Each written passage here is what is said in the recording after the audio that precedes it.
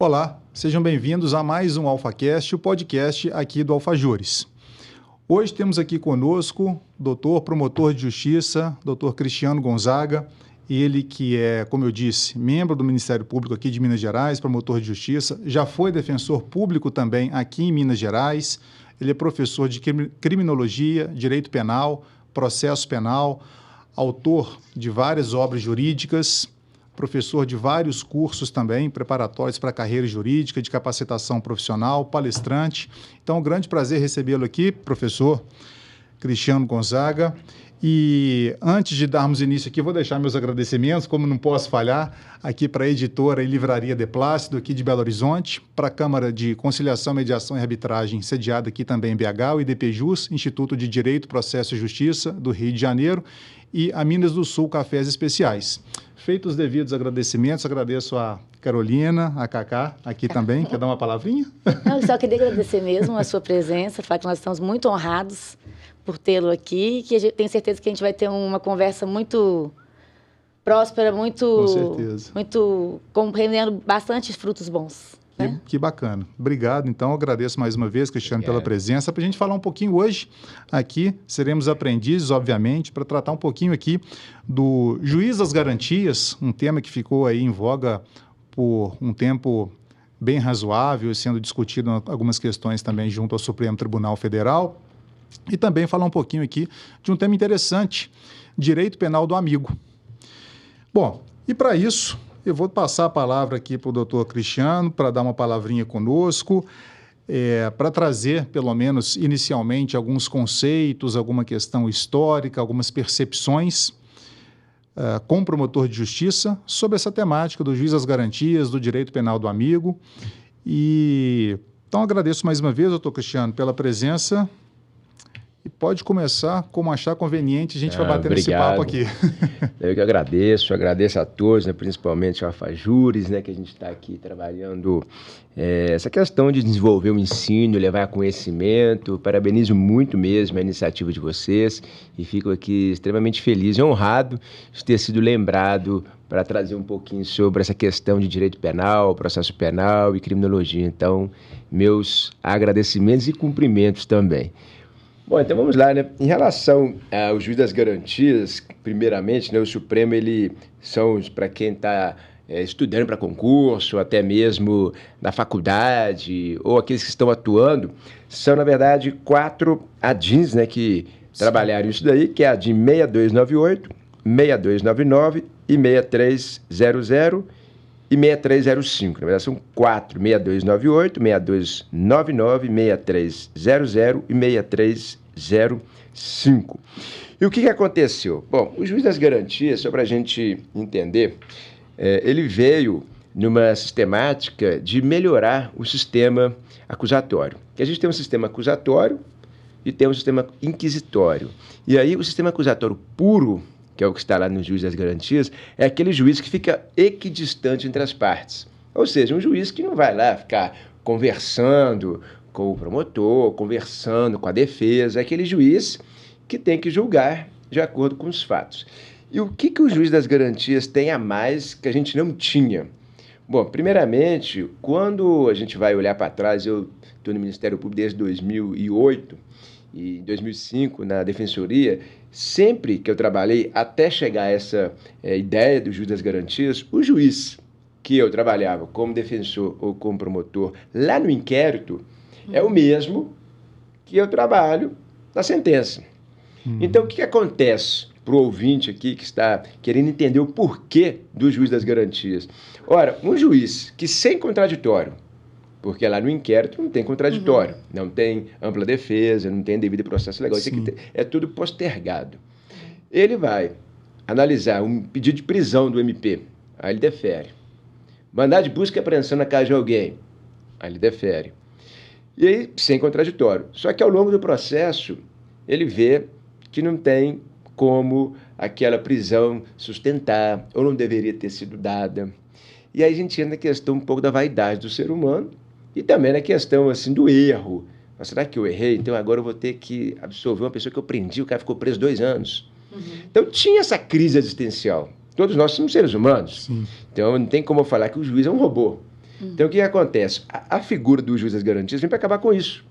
Não tem mais problema. O juiz das garantias vai trabalhar até o oferecimento da denúncia, e aí do oferecimento da denúncia em diante vai ser o juiz da instrução. E nesse momento, o que acontece? O juiz da instrução, ele vai analisar tudo. Ele vai analisar o que foi feito no inquérito, se a prisão foi uma prisão legal, se realmente sustentava, agora com contraditório, agora com ampla defesa. Eu vou ver, será que de fato essa prisão foi legal, lícita, ok? E aí ele, como ele não julgou lá atrás, ele fica mais livre. Então é uma figura que foi inaugurada com o pacote anticrime e foi agora julgada constitucional pelo Supremo, nessas 3 ADIs aqui, que deve ser implementado. E aí o Supremo deu um prazo para implementar isso no Brasil, e implementando isso nós vamos ter 2 figuras no processo penal. Um juiz que vai trabalhar exclusivamente no inquérito, com o promotor e com o delegado, na área federal, procurador da República e delegado federal, e um juiz da instrução posteriormente. Então, acho que ficou muito bom. Eu, particularmente, como garantista que sou, eu sou professor de penal há muitos anos, eu tenho livros que eu sempre mensuro essa ideia do garantismo. Acho que ninguém perde sendo garantista. Todos nós aqui somos do direito, advogados, promotor. O garantismo nada mais é do que aplicar os artigos da Constituição ao processo penal. Todo mundo quer isso. Sim. Todo mundo que vai sentar na cadeira dos réus lá, que é um juiz que olha para ele e fala assim, calma aí, deixa eu julgar. Não sou amigo do promotor. Deixa eu julgar essa pessoa. Todo mundo quer isso. Então, com esse viés, a ideia de sistema acusatório puro, essa ideia de garantismo penal, é que vem a figura do juiz das garantias. Ou seja, ele vai fazer valer as garantias processuais. Notadamente, ampla defesa, devido processo legal e contraditório. Então, basicamente, a figura é essa daí. E, claro, ele tem algumas competências. Ele vai ter que analisar mandado de busca, ele vai ter que analisar pedido de prisão temporária, preventivas, prisões provisórias, interceptações telefônicas. É um juiz para trabalhar com esse elemento sensível, sem ouvir a parte contrária, que no caso seria o acusado, o investigado. Sim. Então, o juiz tem que ter muita sensibilidade, muita responsabilidade, porque aí sim ele vai analisar sozinho, diferentemente do juiz da instrução, que analisa com o MP falando, com a defesa falando, com testemunhas, com vítima. Então é um juiz que analisa de forma mais confortável. Já o juiz das garantias, ele tem que ter essa análise meio que sozinho, uma pessoa pediu e vai ver se dá ou não. Então é uma figura que eu acho que foi muito boa ser aqui implementada pelo Supremo. Não que no Brasil a gente não tenha que ter o combate à corrupção. Mas eu acho que até o combate à corrupção tem que ser um combate lícito. Claro. Eu tenho que fazer um combate dentro da lei. Não posso, ele fez algo errado tal, e agora eu vou aqui usar... Aí vem, fazendo um link daqui a pouco com o direito penal do amigo, com o direito penal subterrâneo. Sim.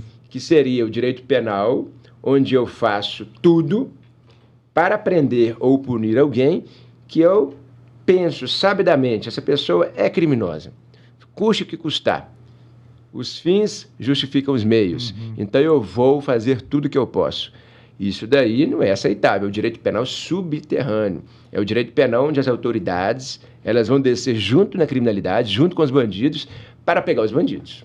Aí desce de nível. Entendi. E onde que vem entrando muito hoje esse atrito, essa discussão acalorada, porque, digamos assim, não juridicamente, porque isso não é válido, melhor dizendo, mas até do ponto de vista, talvez, social, cultural, as pessoas ainda tendem a aplaudir. Mas tem que fazer, é isso mesmo, senão não acha uma solução, mas juridicamente isso não é aceitável. Fica esse paradoxo. É porque quem é da área do direito e entende e, obviamente, tem que defender as garantias constitucionais, fica de um lado e do outro lado fica o povo, que é leigo nesse aspecto, por mais que veja, que escute e que tenha uma opinião, mas nesse ponto do direito, de qualquer área técnica, né? Mas o direito, às vezes, assim, nossa, mas ele fez uma coisa errada e essa prova comprovou, mas essa prova foi obtida de uma forma ilícita, que é a do direito subterrâneo, né? E aí, pro leigo, é inimaginável uma absolvição de uma pessoa, uma nulidade de um julgamento que sabe que praticou o crime, mas a coleta da prova não foi lícita. Então, a gente aí tem um confronto social, né? Entre o jurídico e o social, a comoção social e a comunidade jurídica, não é isso? Então, Carolina, eu fico vendo, você estava falando, estava me recordando, não sei se vocês se lembram, quando tinha no Fantástico, né, eles mostravam aquelas pessoas que eram pegas com câmera escondida. Sim. Né? Aí o cara pegava o dinheiro, colocava dentro da mala, ia embora, aí depois aquele cara era absolvido. Como assim? E muitas outras situações, a gente vê... ontem mesmo eu estava conversando com um amigo meu que é advogado, ele falou assim, nossa, Cris, isso aconteceu com meu irmão, ele foi pego numa rua, o bandido entrou no carro dele, e aí levou ele para uma comunidade, na comunidade lá... assaltaram tudo dele, fez ele fazer pix, tal, não sei o quê. Tem que acabar com a bandidagem. Também que ódio, né? É isso que a gente vê, né? Sentimento. E, infelizmente, a gente do direito, né, ou felizmente também pela lei, a gente tem que saber separar isso. Claro. E eu costumo dizer, a gente não pode nem olhar e falar assim, eu vou ferrar, né, entre aspas, de qualquer jeito, eu vou passar a mão na cabeça. Eu acho que o grande trunfo do operador do direito é saber fazer esse equilíbrio, que é muito difícil. É muito difícil. É muito difícil. Por exemplo, esse caso que eu falei, pegar um dinheiro. Você está lá vendo um político pegando um dinheiro, colocando dentro da meia, dentro da cueca, dentro do paletó, e indo embora. Aí todo mundo vê, mas como assim esse cara não foi preso e tal? Aí a gente estuda o direito penal. O que o direito penal fala? Que o crime de corrupção é um crime formal, nos verbos oferecer e prometer. Sim. Então, quando você oferece ou você promete, é que consumou o delito. Então, se, por exemplo, eu ligo para você e falo assim, eu vou vender um parecer, vou vender uma sentença, um voto. Você quer pagar? Quero. Consumou agora. O crime consumou nesse momento. E a gente tem que fazer o link com o processo penal. O processo penal, ele fala que o flagrante, está lá no 301, ele é dado naquele momento. Lá na frente, quando, eu combinei com você isso hoje, daqui um mês, quando eu for te dar o dinheiro, daqui um mês, isso se chama exaurimento do crime. Não é flagrante mais, Entendi. Não é consumação. Tecnicamente, eu só posso prender alguém no 301 do CPP. Prender alguém em flagrante. Próprio, enfim, Sim. Naquele momento, está cometendo crime, já cometeu ou está com os objetos do crime. Ali, naquele momento. Mas eu combinei com você, passou uma semana, eu fui lá e te dei o dinheiro. Aí, essa filmagem de eu entregar o dinheiro não é flagrante mais, Entendi. É exaurimento. Exato. Não é prisão. E aí o Supremo decidiu, STJ também, os tribunais todos, porque são pessoas técnicas do direito, por isso que eu estou fazendo isso aqui, decidiram, não pode dar flagrante no exaurimento, porque o 301 do CPP não autoriza. E o verbo oferecer e prometer é formal. Crime formal se consuma naquele momento. O verbo do entregar, esse verbo do entregar, ele é consequência do oferecer. Então isso é exaurimento, não pode prender. Aí pergunta, por que não prendeu? Por que o Fantástico viu isso? Eu não sei quem viu tal, e não prendeu esses programas todos aí de sensacionalistas, então por que não prendeu? Porque não pode.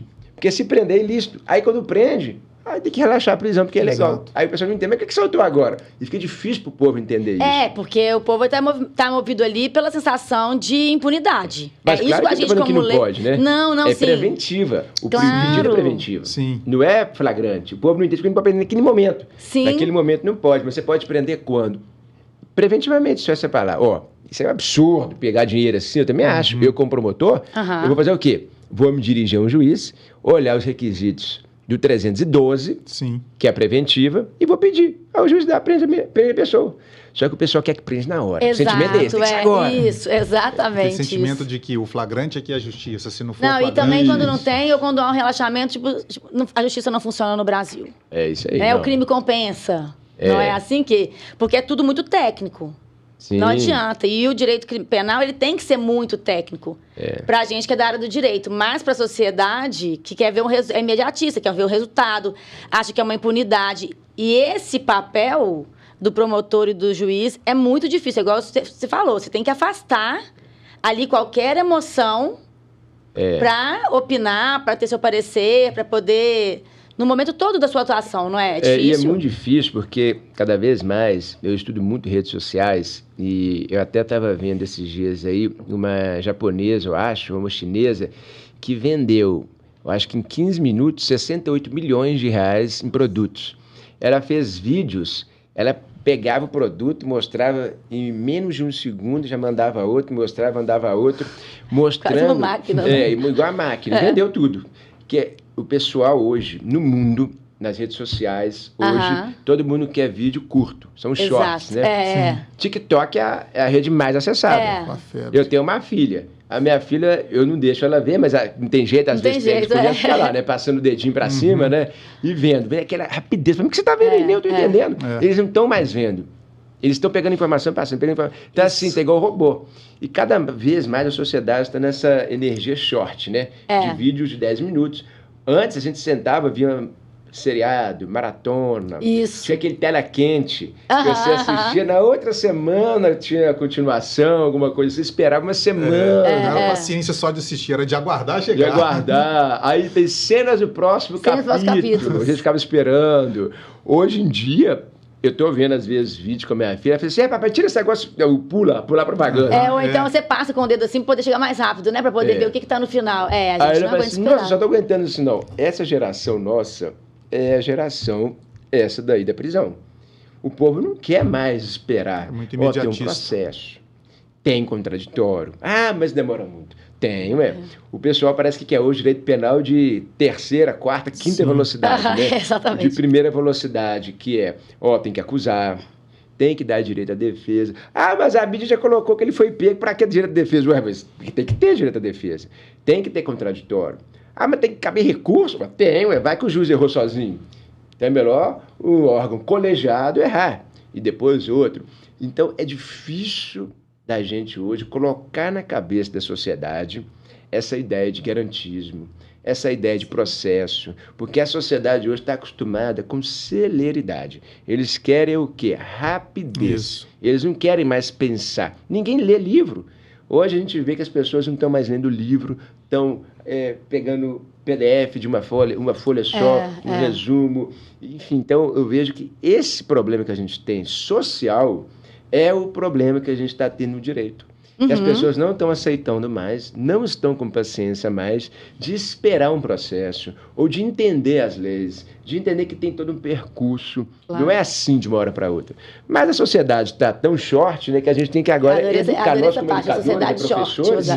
É que temos que começar a falar, gente, existe lei, existe Constituição. Deixa eu te explicar aqui, a pirâmide Kelsen, né? Exatamente, tem aqui e tal. E esse afastamento desse sentimento, porque até os profissionais da área jurídica, por mais vantagem que nós temos em relação a outras pessoas leigas no assunto de trabalhar esse distanciamento, essa imparcialidade, do ponto de vista técnico frio, ok, mas há uma coisa aí sociológica, filosófica, que nós somos seres emocionais, sentimentais e parciais por natureza, ainda que não por intenção, mas inconscientemente nós somos. Uma coisa, Cristiano, que você colocou bem no início, que me veio à cabeça agora, eu acho que com muita propriedade, e eu até validei isso quando eu assisti até na Cesadis do Supremo, tratando do juiz das garantias. A Abracrim estava lá também como amicus curiae, e eu vi a sustentação oral do professor Auri Lopes, e num dos tópicos ele levantou justamente isso, dentro da possibilidade que seja mantido esse,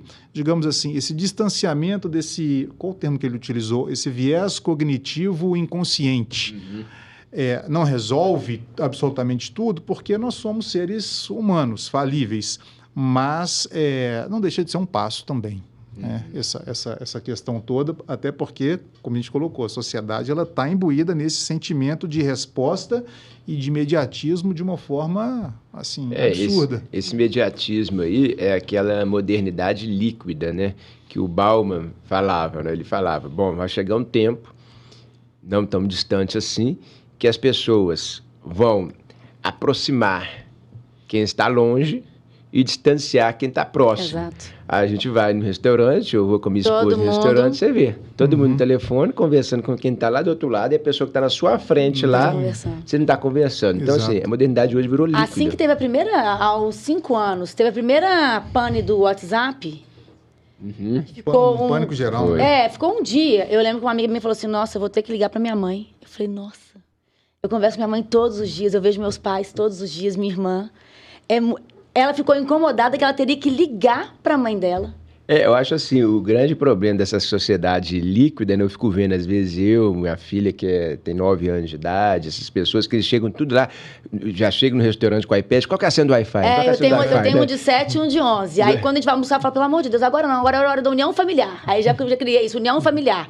Aí quando eu faço alguma coisa, um dia eu tive que sair mais cedo da mesa, aí meu filho falou comigo assim, mãe, união familiar. Aí eu, tá bom, sentei, e não pode ligar. Agora em restaurante eles não dão conta de esperar. Não, eu fico vendo assim, né? Se a gente, pensando, né? A gente naufragar um dia, né? Numa ilha deserta, né? Você tá lá com as crianças lá, se perdem, né? Porque elas vão ficar procurando sinal na ilha, né? Elas não vão ter o cuidado de escrever SOS na areia, né? Porque elas vão procurar no Google, como é que eu faço pra sair dessa ilha aqui? Mas não vai ter rede, já vai morrer com fome lá, em vez de escrever SOS, né? A sociedade precisa de ser mais raiz, né? Eu acho que falta um pouco disso, né? Essa pegada mais raiz, mais old school, né? O pessoal antes era mais assim, acontece. Era mais feliz, eu acho. Porque isso gera uma ansiedade muito grande na gente. Quando a gente vai para algum lugar, que estão os meus filhos, eu tô junto deles e não tem telefone, e não tem Wi-Fi, eu falo, uma vida, era o que eu precisava. Agora, por exemplo, se eles estão na escola e meu telefone tá no mudo, eu tô passando mal. Porque às vezes eu numa audiência, eu tenho que deixar no mudo, se o telefone toca e escreve lá Doroteia, eu já infartei. Né? Porque eu vou conseguir chegar nessa parte se eles estiverem perto, deles estiverem grudados em mim. Eu tô nessa parte.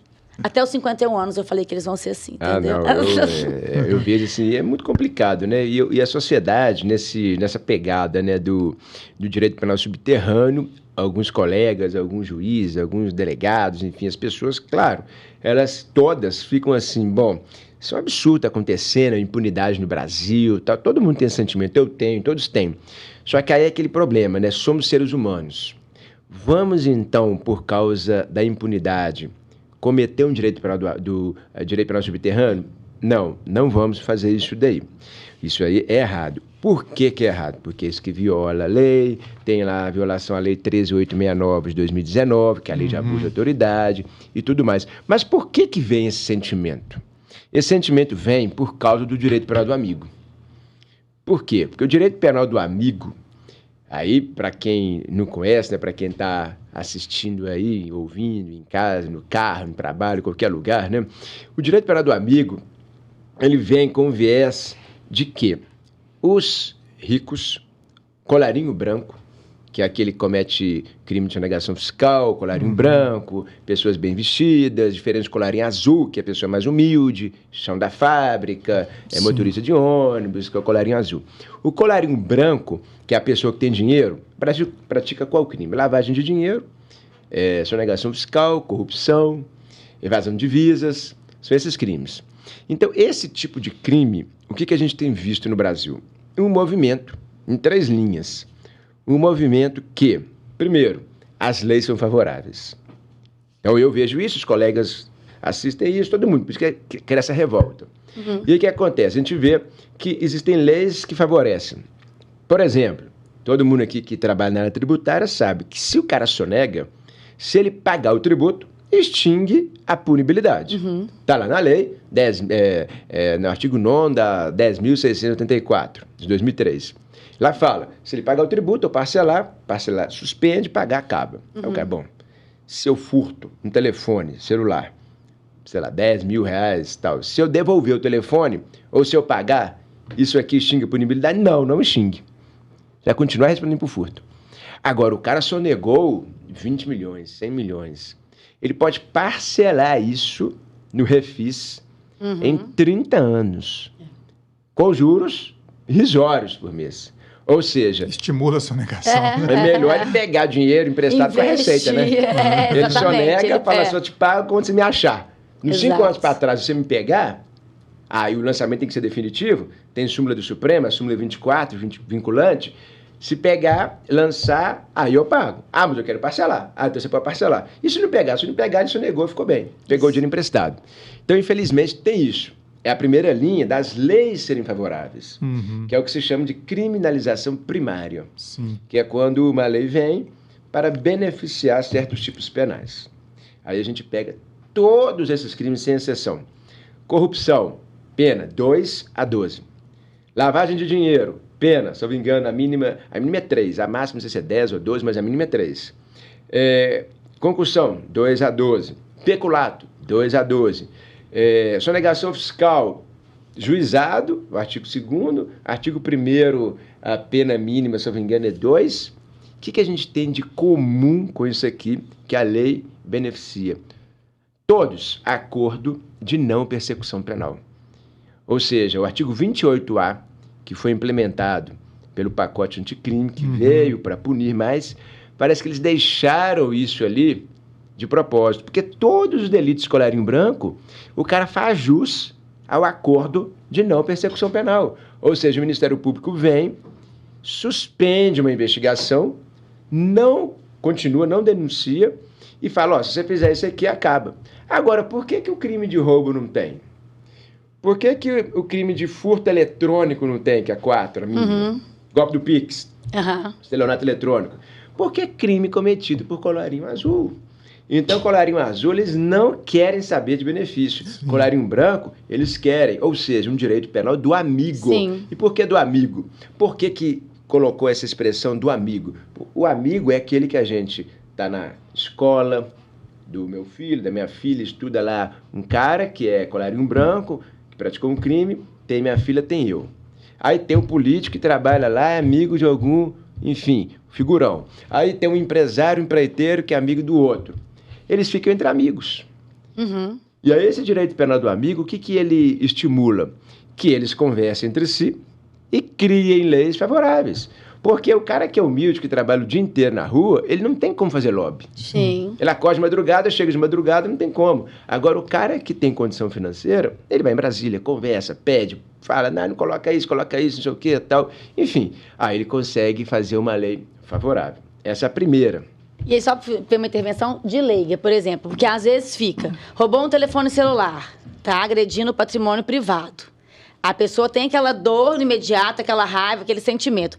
Na robô da administração pública, soa mais assim, então, não, só negou o imposto. Está roubando da União, e aí a União não me favorece, eu não me sinto beneficiada com o que eu não consigo ver a contraprestação. Obviamente que o tributo não tem contraprestação. Não individualiza, assim, né? Não individualiza. Então, aí eu acho que ainda fica um sentimento mais... É mais tranquilo, né? Se a pessoa não vê muito. Você não vê, parece assim, não está tirando do meu. Eu sei que está tirando do meu. Mas, como não está tirando diretamente do meu, não, mas foi contra a administração. Deixa, não me ofende tanto. E aí resolve. Isso. É lamentável. Enquanto que o de colarinho azul, a sociedade, que eu falo, de uma forma... Eu sempre vou falar da forma leiga. E a gente, infelizmente, tem uma população... É lógico que a gente tem muito mais colarinho azul na vida... do que colarinho branco, né? São 5% de uma sociedade mais capacitada. Então, fica aquele sentimento mesmo das pessoas que elas respondem e os outros não. Enquanto que todos deveriam, até porque o rombo do colarinho branco... O colarinho branco, quando ele desvia um dinheiro de uma comunidade, ele está matando várias pessoas. Matando várias pessoas, porque é hospital, né? Estimulando o crime. Escola, exatamente. Esse sim é um incentivo, né? Sim, e o colarinho branco, ele conta com isso, né? Que é uma morte silenciosa, ninguém vê. Ele já sabe que tem, né? Na criminologia, eu fiz uma pesquisa para escrever meu manual, e lá no manual eu fiz uma pesquisa sobre quais crimes que a sociedade mais repudia, por meio de enquete e tal. Aí você vai ver, a pessoa que trabalha na praça pública, o cara que é office boy, o menino lá que trabalha na rua, na lanchonete, a empregada doméstica, todos falam, eles mesmos falam, não, a gente quer que repudia é o roubo, é o furto, é a trombadinha, é pó de arma, porque eles estão ali. É o que eles vivem. Isso não chega muito para quem está lá em Brasília, não chega muito lá. Então, aí eles ficam, de tanto que eles pedem, aí o que os políticos fazem? O político fala, bom, calma aí, é o populismo penal. Já que eles querem esse tipo de criminalidade sendo combatida, eu vou criar leis mais duras para furto eletrônico, para o golpe do Pix, que é o estelionato, eu vou criar para o furto de semovente, de animal, o roubo à mão armada hoje vou colocar como hediondo, que é o que fizeram, vou colocar lá, por exemplo, o latrocínio, enfim, porque aí a sociedade vai falar assim, segurança pública, exatamente, vota em mim. E aí não entendem que a gente não tem hospital, né? Não tem escola, eu não vou lembrar agora qual caso que foi, mas teve um nome, era uma questão de doação de sangue, bolsa de sangue. De furto, não? Não, foi de colarinho branco, mas que impactava justamente uma questão de... Eu vou lembrar alguma hora. Mas era de hospital e era relacionado a sangue. Entendi. Banco de sangue? Banco de sangue, alguma coisa assim. Eu não lembro o que era agora, depois eu vou procurar. De gente famosa, assim, que foi conhecida e depois a gente viu que não deu em nada. Por quê? Porque a gente tem...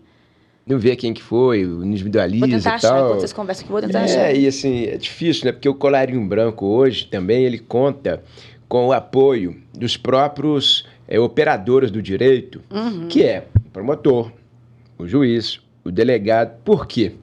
Nós trabalhamos o dia inteiro. 70% dos inquéritos que eu recebo é de tráfico. Então, eu já estou lá com aquele tanto de inquéritos de tráfico de drogas. Mais júri, sou promotor do júri também. Aí eu faço o júri toda terça-feira. Então, isso já me toma muito tempo. Aí chega para mim lá, por exemplo, um peculato, uma corrupção, que demanda uma investigação mais aprofundada. Eu tenho que pedir para a polícia investigar essa lavagem de dinheiro, tem que investigar essas transações bancárias, para onde foi para fora do Brasil, não foi. Então, demora. Porque a gente foi preparado, nós, autoridades, a combater o furto, o roubo, o tráfico, o homicídio, é isso. A gente não foi preparado para combater crimes mais sutis, esses crimes mais refinados. E aí, quando chega para a gente, fica difícil de investigar. Porque para investir nisso, gasta muito dinheiro. Sim. Aí, vamos investigar isso aqui, meio 70% que é mais. Que é tráfico, que é roubo, essas coisas. Então, aí até os próprios integrantes do sistema de investigação, eles se veem aqui muito jogados, porque não tem um amparo. E ainda assim, tem alguns, inclusive, que chegam, por exemplo, você vai ser promotor de justiça no interior, ou delegado, ou juiz. Você vai trabalhar numa cidade do interior, sozinho. Aí chega lá, o que acontece? Olha o direito penal do amigo acontecendo. O empresário da cidade, o fazendeiro, as pessoas te chamam para conviver com ele. Porque você está isolado. Exato. Vamos bater uma pelada aqui quarta-feira de noite, vamos lá? Vai ter uma feijoada aqui no sábado na casa do fulano, vamos lá? Vai ter não sei o que, churrasco. Aí o juiz fica ali, né? O promotor, ele acaba indo. Aí fez o quê? Criou a rede, né? Aí esse cara vai ter que julgar. Uma hora aquele fazendeiro, aquele empreiteiro, enfim, aquela pessoa. E aí ele fica no direito penal do amigo. Fala, mas será que eu vou julgar esse cara? Tal. O certo é julgar, claro. O promotor tem que acusar e o delegado investigar. Mas tem o ser humano no meio. Sim. Então a gente tem que contar com isso. Não existem robôs. A gente não está diante de pessoas perfeitas, né? Então a gente tem que ver que essas pessoas ali, elas têm uma imperfeição e que vão acabar cedendo pela amizade. Mais uma vez, é o direito penal do amigo nessa segunda linha, que é onde está nas pessoas que vão investigar. É o que se chama na criminologia de controle social formal. São os controles feitos por juiz, promotor e autoridades policiais. E que no interior é muito fácil de ver isso. Em outros lugares, tal, mais fácil ainda, né? A gente está na capital, aí o meu filho estuda na escola do outro, aí vai e tal, amizade. Então, assim, claro que isso conta, até para não punir. Além dos 70% que a gente tem que investigar, que é maior, tem essa faceta. E aí o que acontece com a autoridade pública? Vai ficando mais cansado, já tem a lei. Aí agora tem isso. Aí depois tem a sociedade, que é a terceira e última. Na sociedade é a enquete. Que lá no meu livro, lá no Manual de Criminologia, eu falei assim, vou investigar que tipo de crime que a sociedade quer que combata. Aí ganhou lá, tráfico, roubo, porte de fuzil, tal. Aí como é que o legislador, que é eleito por maioria, ele vai chegar e falar assim, eu vou pegar o colarinho branco? Porque um promotor de justiça falou isso no livro dele? Não, eu vou pegar o que me elege. Exato. Aí, infelizmente, a gente tem essas três facetas do direito penal do amigo, que vão cada vez mais minando a investigação contra os crimes de colarinho branco, que é o peculato, corrupção, lavagem de dinheiro, enfim. Eu achei aqui, Máfia do Sangue, foi em 2004. Foi uma coisa porque tinha uma menina, era uma modelo, ela era mulher de um global desses aí da vida, e o pai dela que entrou. Então, depois eu mando. É porque aí foi uma coisa que me lembrou, porque é justamente isso. Falei, gente, como que pode ter uma corrupção em relação à vida mesmo ali? Aí a pessoa está preocupada porque te assaltou, né? Porque você foi roubado. Mas... E as pessoas que estão aqui agora, sem a questão do hospital? É o que você falou. Agora, voltando no direito penal subterrâneo, nem como indício de prova? Não pode?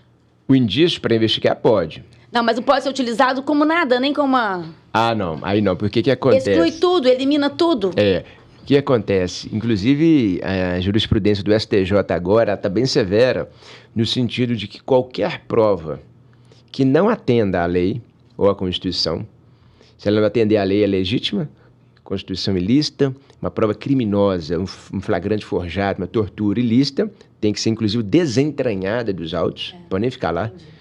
Enfim, porque é uma prova que é nula e fica ali, mas é nula. Agora, a ilícita é desentranhada. Então, a prova produzida no direito penal subterrâneo, ela é considerada ilícita. Por quê? Porque ela é criminosa. Entendi. E sendo criminosa, o que acontece? É uma prova que, inclusive, o autor dela, ele responde. A Lei 13.869 né? de 2019 fala que é crime produzir prova ilícita. Uhum. Produzir prova ilícita, produzir investigação sem justa causa, tal, enfim, juiz, promotor, delegado. Então, não adianta, porque a gente tem muito a visão, o direito penal subterrâneo, ele começou com a ideia de presídios, onde os atuais policiais penais, que antes eram agentes penitenciários, eles torturavam para obter provas. Quem que colocou esse telefone aqui? Quem que trouxe a droga? Aí torturavam. Aí descobria. Ah, mas descobri porque tá a droga aqui. Se a droga tá na cela dele, é porque alguém trouxe. E ele sabe quem trouxe. E ele é bandido. Então não interessa, vou torturar. É igual nos Estados Unidos. Quando lá eles fizeram o ato patriótico número 1, eles colocaram lá o seguinte, é permitida a tortura. O ato patriótico número 1 foi pós-Torres Gêmeas, a queda. E aí eles colocaram lá, é permitida a tortura. Aí depois fala do parágrafo, a ressalva, né? Desde que feita por meio de água. E a água tem que estar em temperatura ótimo, né? Sai de banho, né? Eu cito isso lá no meu livro, esse ato existe. Então, assim, a tortura lá é permitida. Lá eles deixaram fazer isso. Agora, aqui no Brasil, nenhum tipo de tortura. Então, a gente está acostumado com essa tortura de água na cabeça, de espancamento, saco na cabeça. Agora, se a gente for ver, ontologicamente falando, é a mesma coisa. Eu torturar e obter a confissão do traficante ou do presidiário, onde iniciou o direito penal subterrâneo, onde está a prova, como aquilo que eu falo, que são os chamados torturadores modernos, que é quando eu prendo alguém sem prova para obter dela uma delação premiada e conseguir processar outras pessoas. É a mesma coisa, porque eu estou prendendo ela, ou prendendo o filho dela, ou algum familiar, fala, vai ficar preso. Se você não falar quem é o cara, o político que recebe, vão ficar presos. O cara entrega todo mundo. Isso aí é uma visão do direito penal subterrâneo também, mas praticado por autoridades. Entendi. Acontece? Acontece também. Agora, essa primeira acontece mais.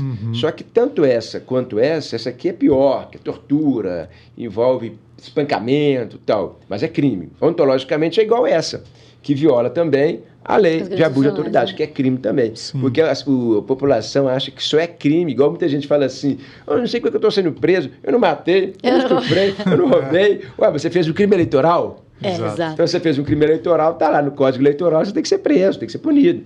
Então é difícil a gente que opera no direito tá nos dois lados, né? Porque eu, de um modo, eu combato muito, eu sou entusiasta contrário ao colarinho branco. De outra forma, eu trabalho no meu dia a dia muito contra o tráfico, faço muito juro, e a gente fica nesse meio termo, né? A gente fica querendo ali entender esse lado, aí quem está te ouvindo não sabe se você é de direita, se você é de esquerda, você está de centro, fica incógnito, né? Investigando assim, né? Qual que é a sua posição? Eu sou de centro, né? Eu sou do Estado democrático de direito, né? Que é a visão que eu acho que todo mundo tem que ter, essa, não é me posicionar assim, o assado, né? Esse extremismo não combina. Mas interessante, eu tomei umas anotações aqui, achei bem interessante essa questão do próprio direito penal do amigo também, dessa questão ali, uniram-se os amigos e vamos aí discutir, rediscutir, elaborar uma nova lei, talvez que presumivelmente nos favoreça. Mas nem só de discussão de uma nova legislação, por exemplo. Nesse próprio exemplo que você colocou, Cristiano, do promotor ou do juiz, está lá no interior, sozinho, vai para o churrasco,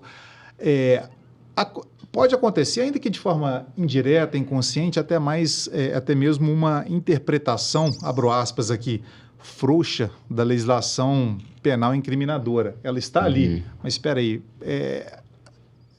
aquela interpretação ela é tomada talvez de uma forma mais branda a partir dessa questão que acomete as pessoas que estão envolvidas ali nesse direito penal do amigo, ou talvez uma flexibilização da própria persecução criminal, e nesse meio do caminho aí, há previsão legal disso, mas incide também em questões a título de prescrição, variados recursos também, então ainda que direto ou indiretamente não tem uma afetação aí no direito penal do amigo também?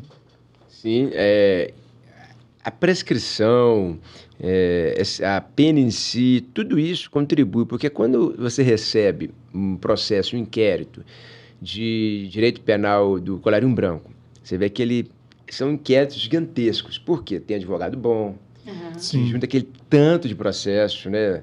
A Carol trabalha com direito minerário, né? Vê, né? Aquele tanto de licenciamento, aquele tanto de condicionante, aquele tanto de a barragem rompeu, aí chega aquele, imagina, 20 volumes. E ainda acrescentam os que não precisam para poder ficar cansativo, né? Aí chega pra gente ler aqui, nossa, eu tenho que ler isso aqui, mais os 70% aqui, tem o júri amanhã, tem não sei o quê. Claro que se chegar, eu me debruço, minha promotoria, ela está em dia, está tudo certo e tal. Só que, claro, gera um cansaço. Claro. E aí, o cansaço é não atuar. Aí o não atuar é prescrição, que é perfeito que você falou, prescrição. Eu já vi muito crime de colarinho branco prescrever, muito mesmo. Por quê? Vai para a polícia, quem investiga. O Ministério Público até pode investigar, tem o PIC, que é o Procedimento Investigatório Criminal. Só que muitos crimes a gente não tem estrutura. Eu, promotor de justiça, eu trabalho com vários crimes, mas eu não tenho toda a estrutura para investigar. Eu tenho várias situações. Eu tenho desde a Maria da Penha, o júri, tráfico, peculato, tudo. E o delegado de polícia, ele só investiga. E eu tenho que fazer outras coisas também. Eu tenho que entrar na ação penal, eu tenho que fazer júri, eu tenho que me preparar para a audiência, me preparar para o júri. Tem reunião. Já o delegado é o quê? Investigação. Aí eu vou e mando o delegado. Aí o delegado recebe aquele inquérito gigantesco de 20 volumes para eu falar assim, tem que fazer a diligência tal. Então o negócio fica, vai e volta, uma hora prescreve. Então, infelizmente, acontece isso. O direito penal do amigo conta até com o sistema. Sim. Ele, quarta possibilidade, até com o sistema, ele conta. Foi muito bem colocado. Então, assim, até o sistema favorece. Então, é difícil a gente poder, assim, estar combatendo. Eu acho que a minha ideia é uma visão cultural.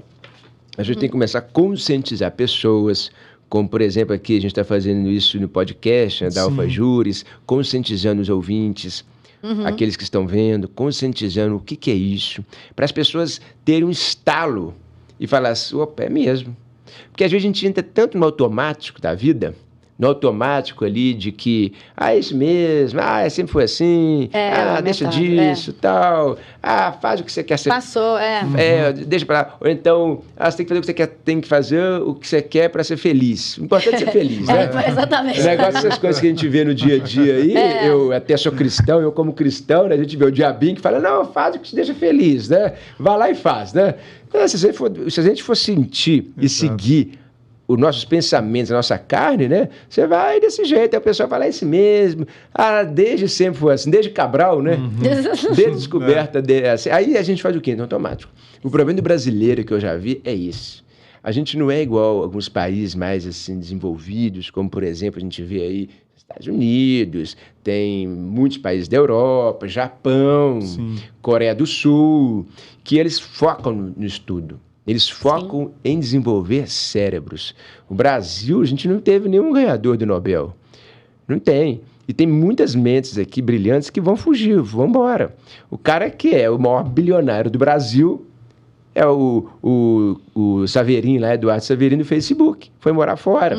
Então, assim, uma mente brilhante brasileira. Então, a gente vê que tem muitas pessoas boas, mas em razão da cultura, eles vão morar fora.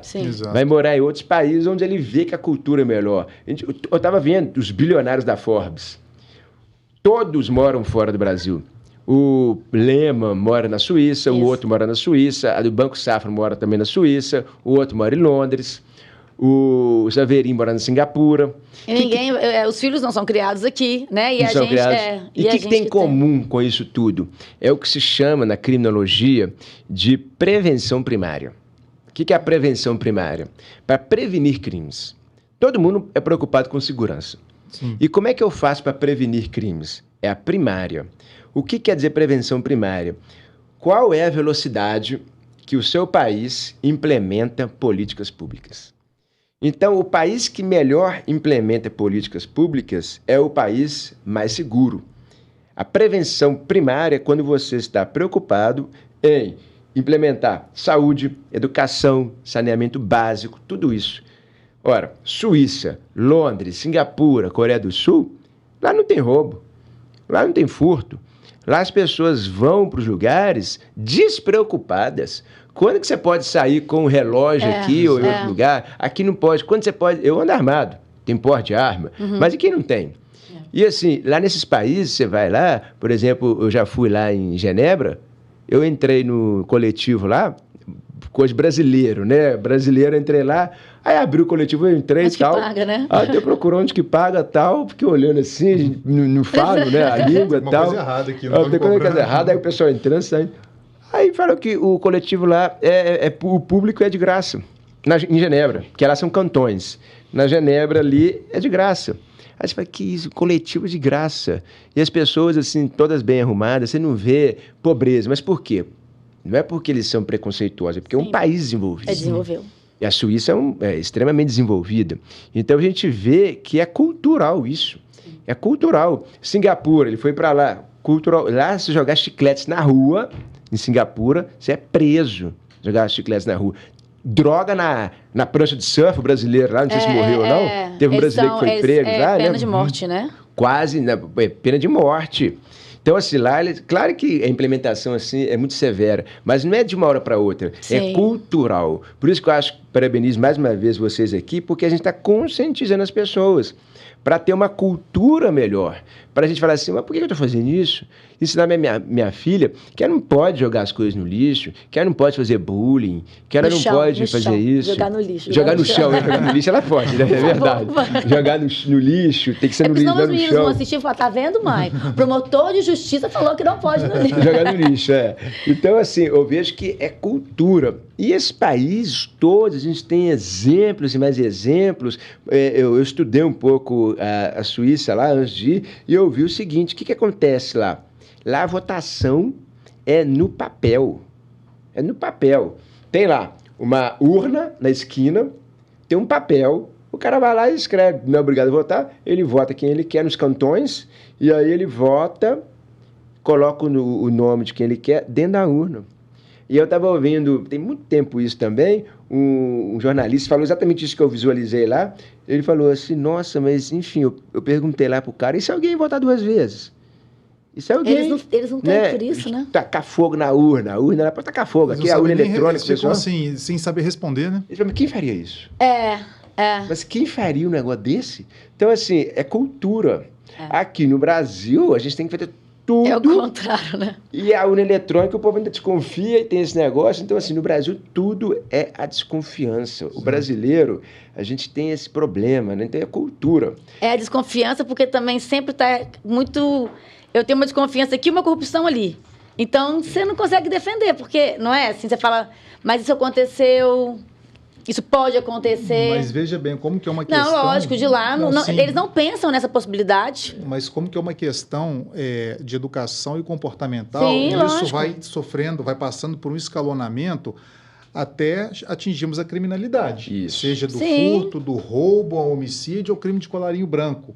Né? Então, vai tendo esse escalonamento. E, por exemplo, onde a própria sociedade já se, digamos assim, se autorregula, não há nem a necessidade ou demanda da mão do Estado. Lógico. Eu sempre uso um exemplo muito simplista. Se já há uma cultura enraizada em determinado país, entrou um senhor ou uma grávida, um cadeirante na fila do banco, por exemplo, se já houve uma autorregulação das pessoas e automaticamente um garoto de 14 anos, por exemplo, ele cede o lugar dele, a gente não precisa soltar aí uma legislação e colocar a plaquinha lá que cadeirante, que grávida precisa de lugar. Não precisa da ingerência da mão do Estado, onde o particular já se regulou. Aqui no Brasil, lamentavelmente, tem que falar que água mole, fogo queima. Não, é perfeito. Inclusive, a gente tem visto aí, quanto mais leis, você tem que medir. a civilização de um país pelo número de leis. Quanto menos leis, mais civilizado é o país. Quanto mais bárbaro, né, mais leis tem que ter. Aqui a gente tem que ter lei para tudo.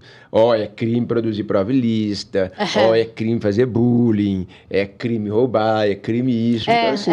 E outros países é tudo principiológico, né? Do common law, né? Do sistema anglo-saxônico.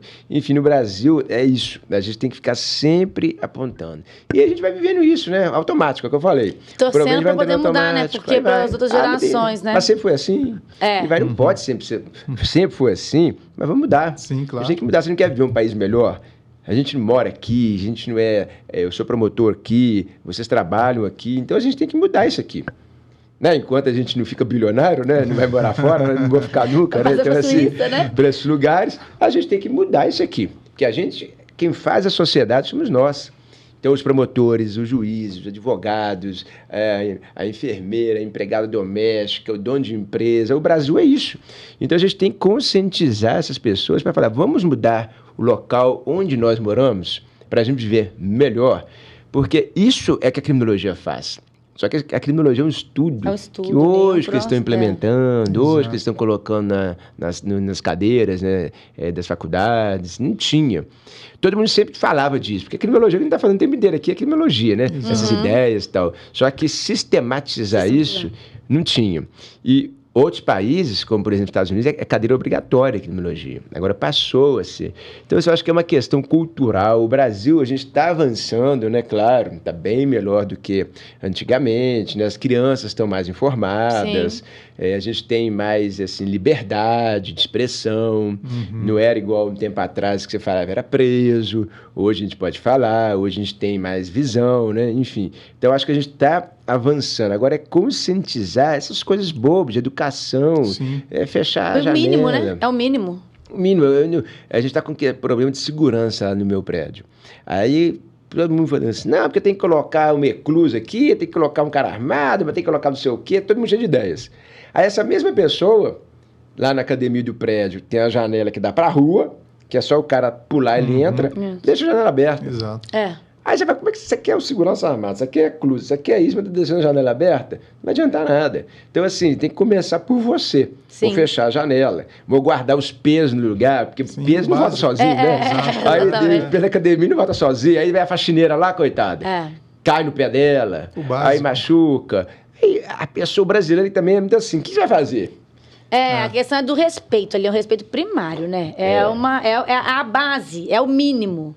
Porque hoje em dia nem o mínimo existe. Não sei se eu comentei com você, Cacá, tem um livro que é de um ex-militar dos Estados Unidos, que ele deu uma palestra numa escola e a partir daí ele fez um livro, eu dei pro meu filho. Todo mundo fica com as ideias de querer mudar o mundo, fazer tudo, mas chama Arrume Sua Cama. Você está querendo fazer acontecer. Já arrumou, você levantou e arrumou sua cama? Nem a cama você arrumou, garoto. Você quer resolver o problema do mundo? É interessante pra caramba o livro.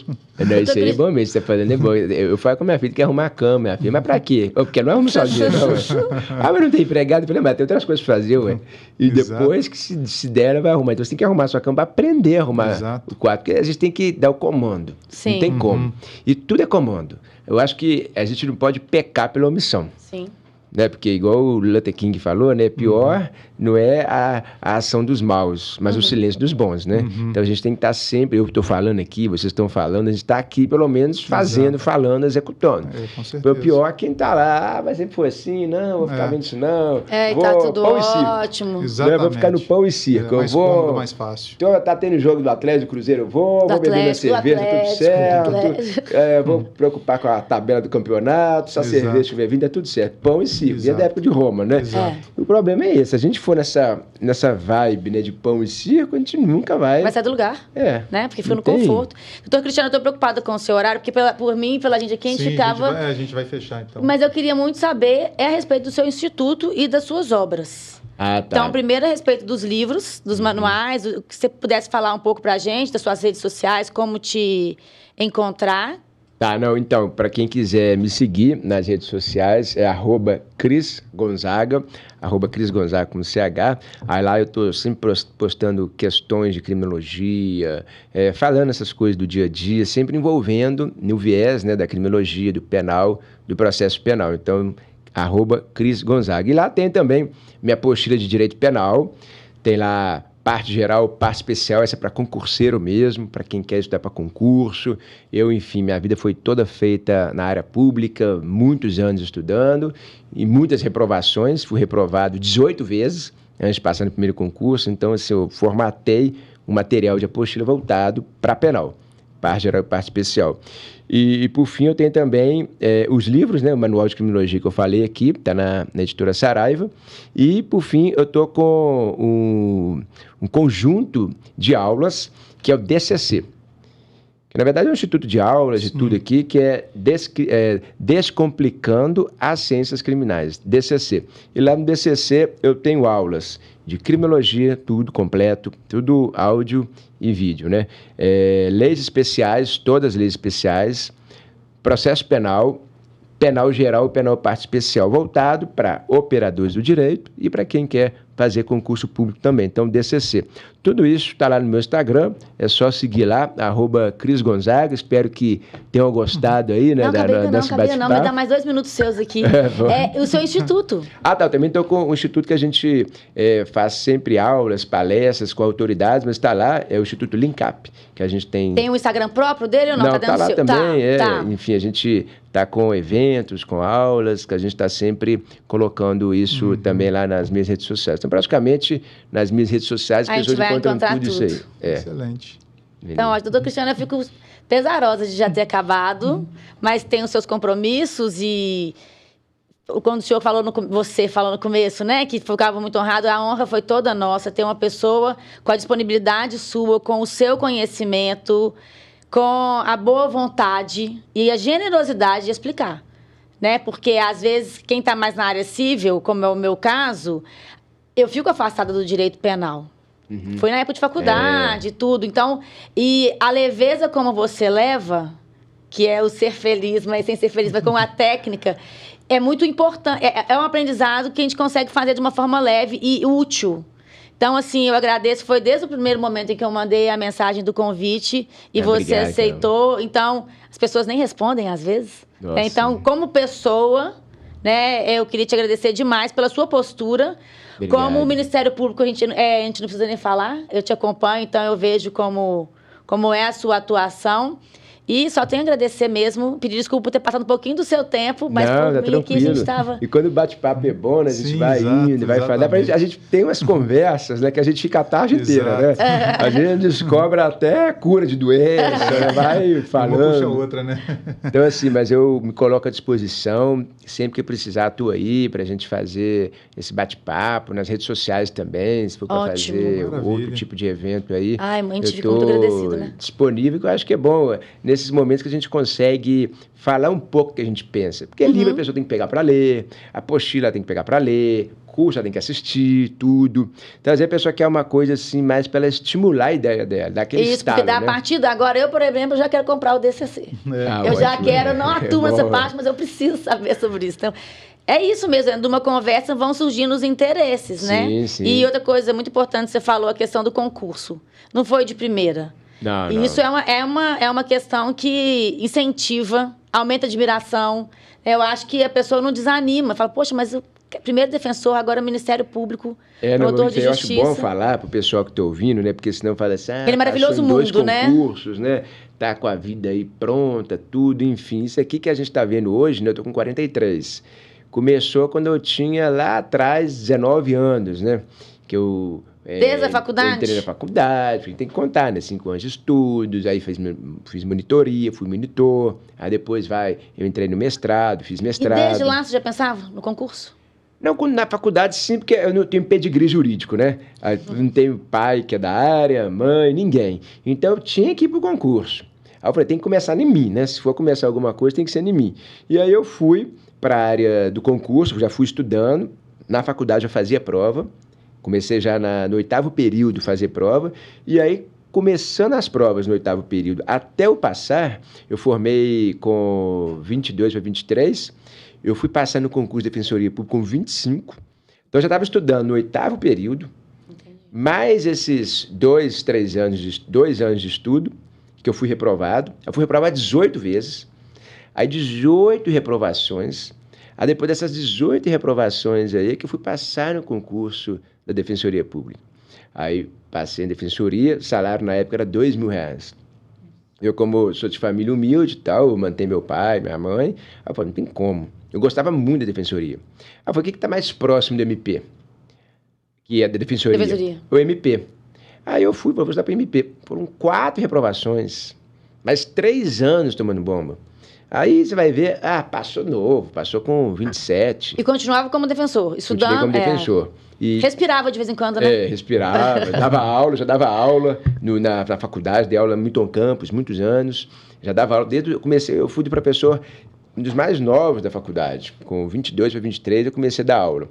E aí eu dava aula, estudava, defensor, e fui passar com 27 para o MP. Mas se a gente for pegar, desde os 22, né? Desde os 22 até 27, fui pegar mesmo, 5 anos estudando, Sim. que é o tempo que alguém estuda muito hoje, né? Assim, enfim, que passa, trabalhando, né? Só trabalhando, estudando. Só estudando passa menos, passa mais rápido. Então, assim, é uma caminhada, a pessoa não pode desistir. É uma caminhada. Aí depois do MP eu entrei, estou até hoje, mas enfim, é uma caminhada que a gente tem que ver que não pode desistir. É passar o deserto.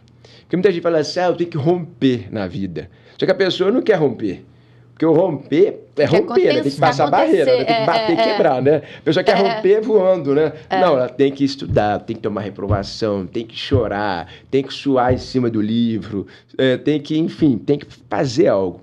Então, quem está ouvindo, quem está querendo ir para essa área, é difícil mesmo, mas depois que passa, fica tudo bom. Aí a gente consegue, né, fazer livros, consegue dar aula, ou tem gente que dá por conta da família, por conta de uma coisa só. Então, eu acho que o importante, você falou, é isso aí, não é fácil.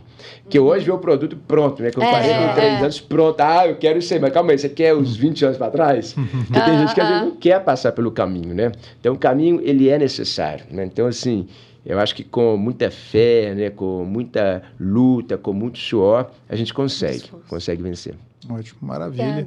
Bom, eu faço das suas as minhas palavras, né, em agradecimento, então eu te agradeço demais pela presença aqui, parabenizo até pelo histórico também de vida, profissional, acadêmico também, pelo sucesso, pela contribuição aqui hoje conosco, de uma forma leve, mas com muitas informações preciosas e com muita clareza, com muita propriedade nas suas colocações, pela disponibilidade de tempo também, que eu sei que deve ter uma vida muito atribulada com aula, com livro, dentro do MP também, então a gente agradece exatamente. Então a gente agradece imensamente pela sua presença, pela disponibilidade em estar aqui conosco, tá bom? Fica aqui então nossos agradecimentos. Agradeço o pessoal também que nos acompanhou até agora. E deixo meus agradecimentos também à editora e Livraria de Plácido, ao IDPJus, à Câmara de Conciliação, Mediação e Arbitragem, a Minas do Sul. E a gente vai encerrando, então, aqui mais um AlfaCast, o podcast do AlfaJuris. Muito obrigado a todos, Cristiano, Cacá também. Tchau, obrigado. Obrigado, até mais. Maravilha.